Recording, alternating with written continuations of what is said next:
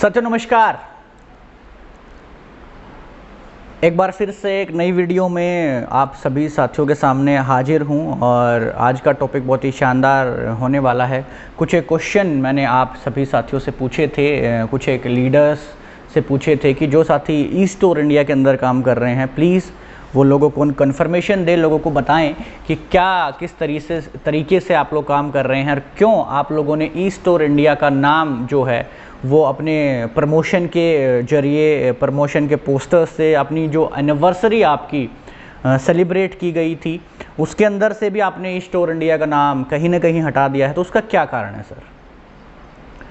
लेकिन किसी का कोई आंसर नहीं है। तो मैं आज एक बार फिर से इस टॉपिक को दोबारा से आप सभी साथियों के सामने लेके आना चाह रहा हूं और आपको बताना चाह रहा हूं, इन्फॉर्मेशन देना चाह रहा हूं कि सर आप जो भी, मैं ये नहीं कह रहा कि कौन गलत है कौन सही है, मेरी सिर्फ नए लोगों के लिए अपील रहती है, नए लोगों के साथ मैं अपनी इन्फॉर्मेशन साझा करना चाहता हूं और नए लीडर्स को ही मैं सच्चाई से अवगत कराने के लिए इस चैनल के ऊपर आता हूं। जैसा कि आप सभी साथी जानते हैं, जो भी नए साथी हैं प्लीज़ चैनल को सब्सक्राइब कर लीजिएगा और सारी की सारी एथिकल इन्फॉर्मेशन, किसी भी चीज़ के बारे में, अपने करियर को सेफ रखने के लिए, नुकसान से बचने के लिए हमारे चैनल को ज़्यादा से ज़्यादा प्यार दीजिएगा।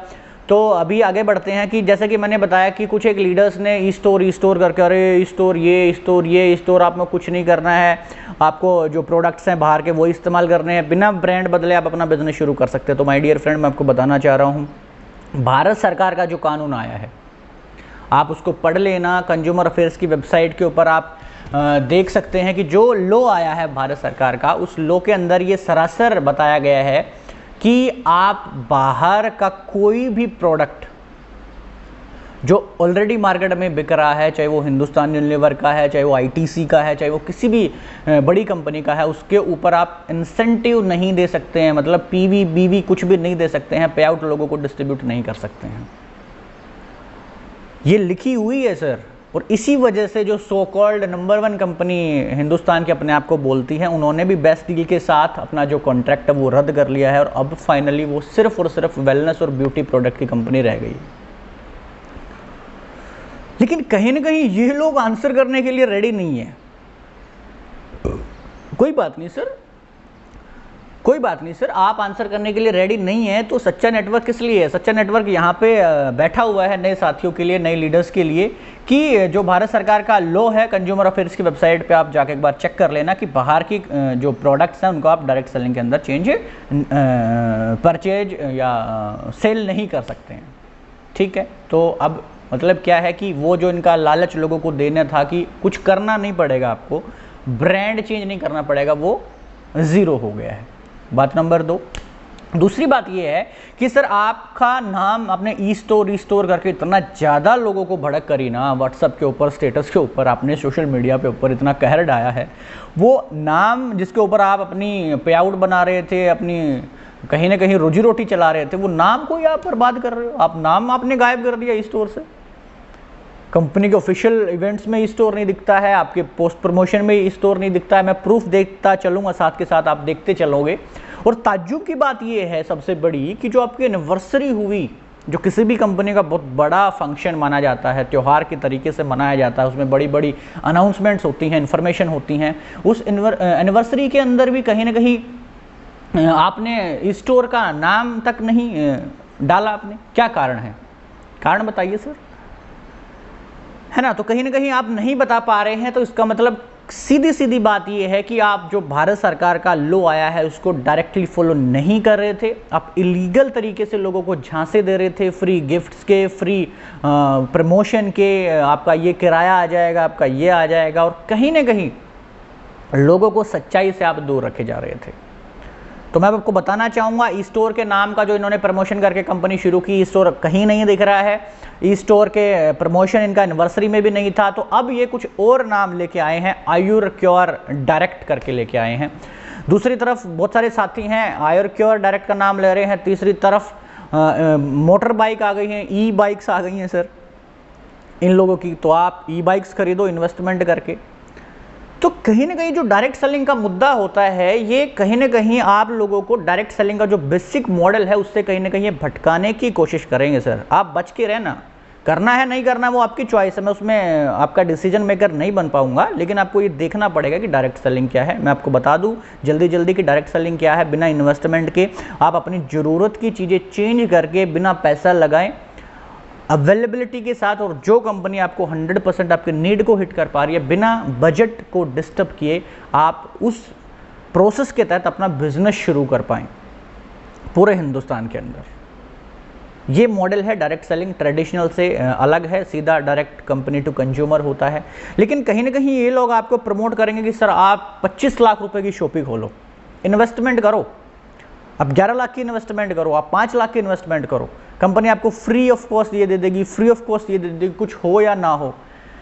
लेकिन सर आपको ये देखना पड़ेगा कि कंपनी के पास ही पैसा नहीं जाएगा तो हमें कंपनी पैसा कैसे दे देगी और क्यों दे देगी। ये बात आप इनके लीडर्स से पूछना कि सर मेरे पास ऐसे बिना कुछ किए पैसा कैसे आ जाएगा।